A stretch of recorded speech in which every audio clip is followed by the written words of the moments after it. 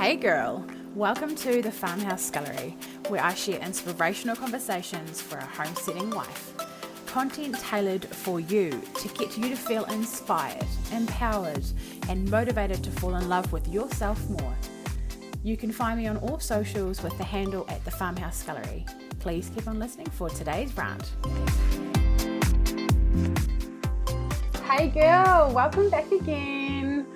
So I thought I would share my experience about how I've decided I'm training for a half marathon. Oh, this is probably really surprising for a lot of you. It was extremely surprising for myself. It was crazy.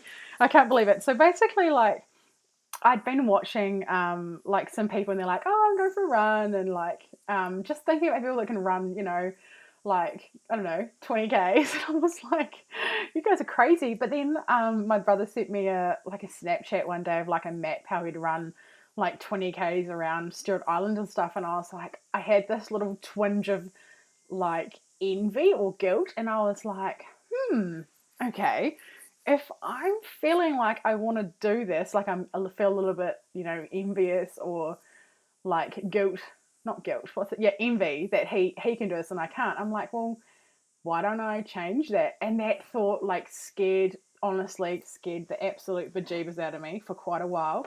So I sat on it and did my positive affirmations and stuff. And then one day I woke up and I was like, told myself I'm going to run a half marathon. Oh my gosh. Okay. I'm freaking out. So I was like, okay, let's do this. Let's fricking do this. Because I was like, you only live one life, man. If you really want to do this, if it's something you desire to do, yes, it seems completely impossible to you. And my first run was a little bit crazy. Oh my gosh. But yeah, if you really want to do it, then you only get to live your life once. What you do with your life, you get to choose. If you want to fricking do something, it's up to you to do it. You need to do it, girl. So this is what I'm telling myself, right? So I was like, okay, let's go for a run. Got my old shoes out of the cupboard that I haven't used for legit 10 years, my old running shoes. And I went for my first run. I was holding my hands up with bunny rabbit ears because I literally ran about 100 meters before I nearly died. Oh my gosh. And I think this was about 3 weeks ago, maybe 4 weeks ago. How long ago? I should look at a date probably. But anyway, 3 or 4 weeks ago. And now I can run probably close to a K now without stopping. And it's not even been that long. And I'm like, wow, well, this is really cool. Okay, a half marathon is 21.5 Ks, I think. So it's still a long way to go. But I'm so the last time I went for a run, I was like, okay, I need to go for a run. I've been going for a couple of times a week. And I was messaging my brother the night before and I was like, oh, I've not been for a run for ages. And he's like, well, you need to fricking do it. Just fricking do it. And I was like, okay. So I was like, okay, I'm going to do it tomorrow. Woke up in the morning, my alarm went off at 6 and I was like, I don't want to go. Let's just scrap it. No one knows about it. Let's just scrap the whole idea. Obviously my brother knew about it. My family knows about it.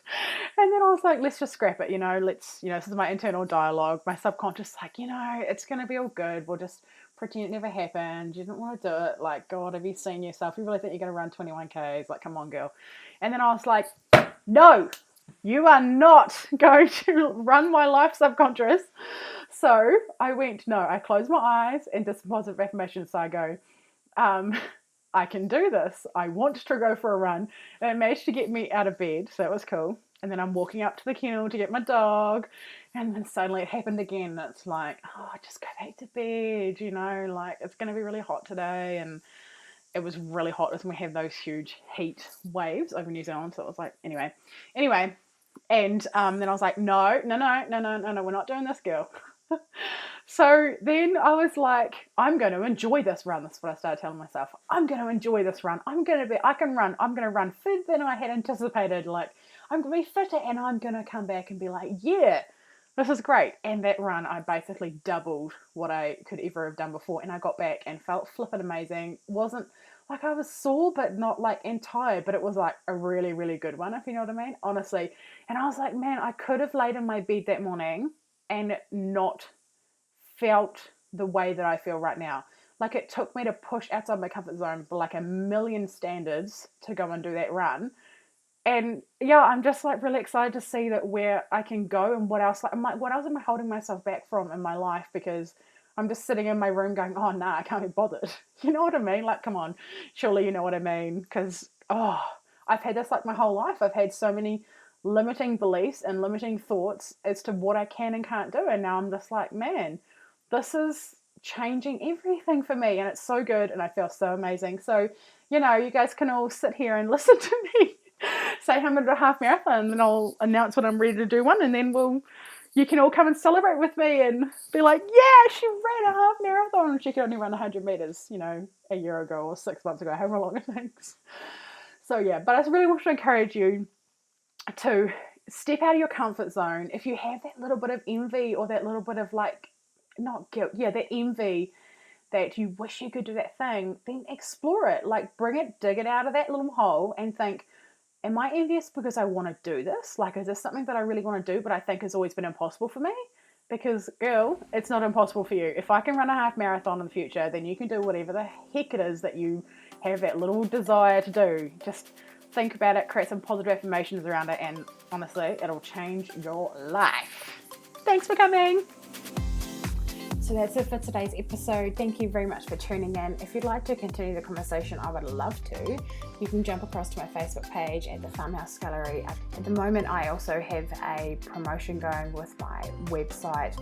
The first 400 people to sign up to my newsletter get my very special and protected, secretive chocolate cake recipe. It's been highly requested because I actually used to sell cakes as a business. So if you'd like to go across there and please subscribe here, that would be awesome. Until next time, take care.